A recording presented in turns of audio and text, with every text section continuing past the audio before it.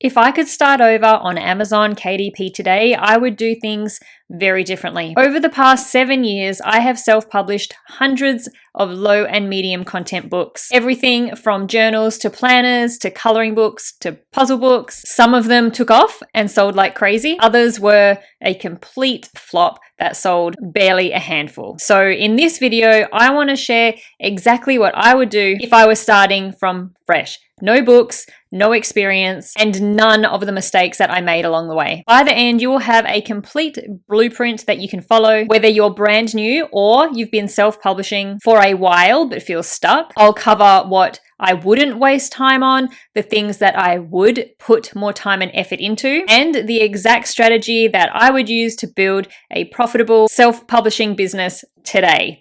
Hi, welcome to Self-Publishing Central. If you are new here, my name is Caroline, and every single week I share real strategies, case studies, and behind-the-scenes tips to help you build a thriving self-publishing business. The harsh truth is that most people who start publishing books on Amazon KDP quit within a few months. Why is that? It's because they either publish books in random niches with no plan, use low quality, poor designs, or weak interiors that would never stand out, or they rely on luck instead of strategy, hoping that sales will just magically happen.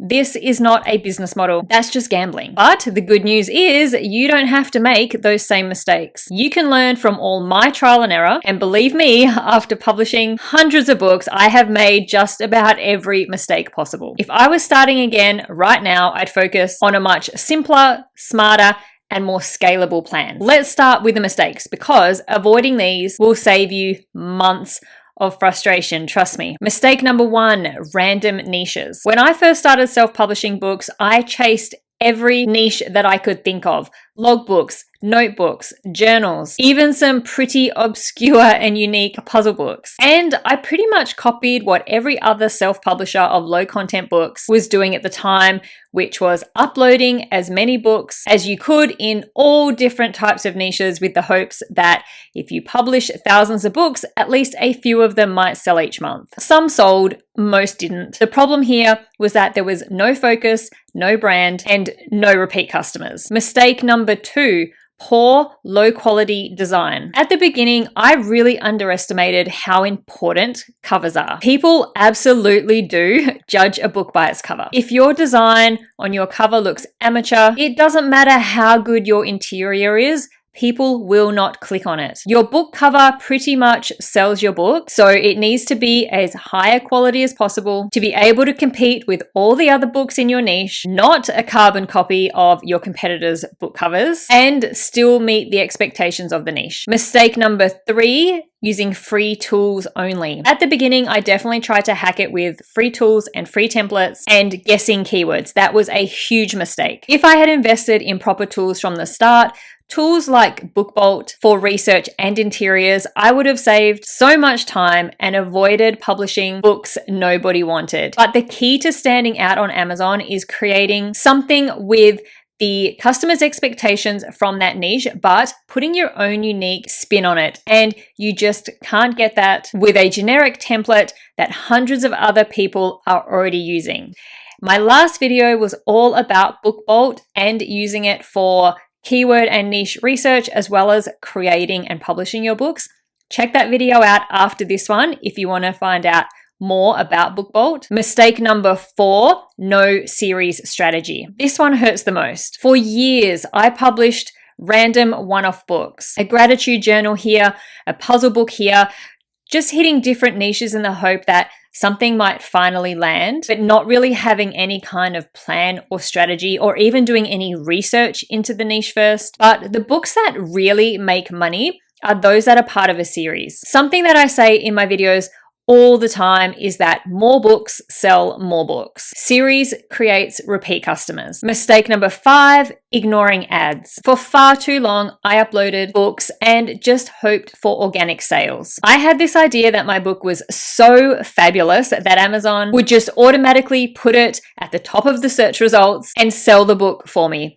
Now, sometimes it worked, but more often it didn't. Also, I was very hesitant to invest any money into my business. At the time, I didn't see it as investing, thinking that the best and only way to do it was by doing everything myself or by using free tools and by using free templates. But learning Amazon ads early on would have sped up my results massively. Even a small daily budget can get your books in front of the right customers. Now, let's flip this around. If I was starting from scratch today, here is the strategy I would follow. Step 1, main focus on evergreen niches. Initially, I would definitely avoid chasing fads and seasonal trends and crazes. Evergreen niches are the ones that sell year round, year after year. Think about topics like wellness, productivity, education, creativity, so things like coloring books and kids' activity books. Those niches and categories don't disappear, they compound. For example, coloring books are not a trend. They've been selling for hotcakes for years and years because people use them daily. Same with gratitude journals, same with children's handwriting practice books. Step 2, balance out between low and medium content. Low content books are fast to make. These are things like journals, logbooks, and planners. Medium content, on the other hand, takes a bit more effort. That's books like guided prompt journals, activity workbooks, puzzle books, and coloring books. If I could start over, I would start by doing a mix. Low content for volume and speed, medium content for long-term branding, and higher royalties. Medium content books stand out more, they get better reviews, and they build customer loyalty. You can definitely still build a series of books with low content to help build repeat purchases and build customer loyalty, even though they are quick to create, but they can definitely help generate quicker royalties. Step 3, series first approach. This is probably the biggest thing. Instead of publishing one-off books, I'd start from scratch with a series mindset. If I launch a gratitude journal, then I'm planning versions 1, 2, 3, and 4 before I even publish that first one. This creates 2 advantages. Repeat customers.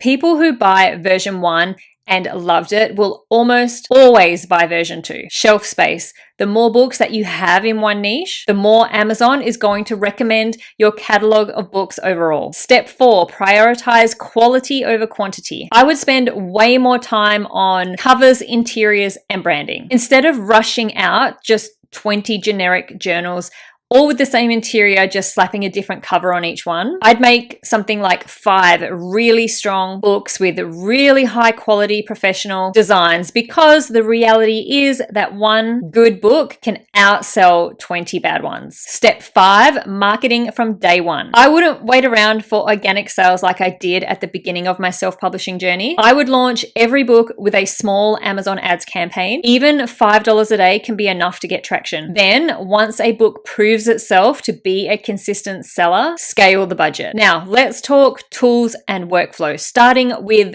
research. I would use tools like BookBolt to find keywords and niches that Amazon's customers are actively searching for. BookBolt shows competition scores, trend graphs, and things like related keywords, so that I'm never guessing what people want. What you're doing becomes data-driven. You can also spend time just browsing on Amazon yourself. I highly recommend it, and spend a lot of time doing it myself to see what niches are popular, what books are selling, what books are trending. But if you are on a bit of a time crunch, using a tool to help you do this can be a huge time saver. Design. For my interiors, I would use BookBolt Designer and templates. I also use tools like Canva. I get images from stock image websites. If you are using something like BookBolt, it is very helpful because it gives you a canvas specifically formatted for Amazon KDP. So you save time by already having that document set up for you with the correct margins, the correct trim sizes, and all that technical stuff. And then you can just go in and customize the pages of your book however you want. For covers, I would outsource to freelance designers on Fiverr or Upwork.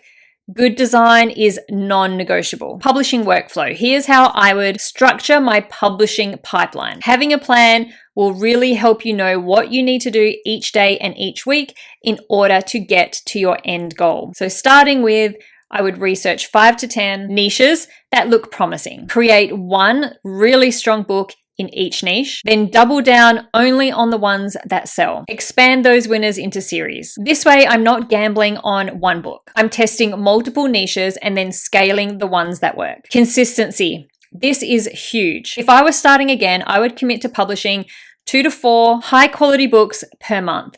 With low and medium content books, that's realistic, it's sustainable, and it allows you to build a catalog of 25 to 40 books within a year, which is enough to generate some meaningful income. So here is the blueprint that I would follow if I was starting fresh today. After researching my 5 to 10 promising niches, I would pick 1 to 2 of them, making sure they are in evergreen niches. Plan a series right from the start, publish a mix of low and medium content books, focus on polished design and high quality interiors, launch with small ad budgets to get visibility, double down on niches that sell and expand them into series. If I had followed this plan when I started 7 years ago, I would have saved so much time, money, and frustration. Instead of wasting energy on random books, I would have built a real brand and business so much faster. The best part for you is that you do not have to learn the hard way like I did. You can take this strategy and run with it today. If you found this helpful, make sure to hit subscribe because, as I said at the beginning of the video, I share new videos every single week all about self-publishing and building a real book business. And if you want the exact tools that I use, including BookBolt, which I had mentioned earlier in this video for research and design, I'll leave a link down in the description box below along with my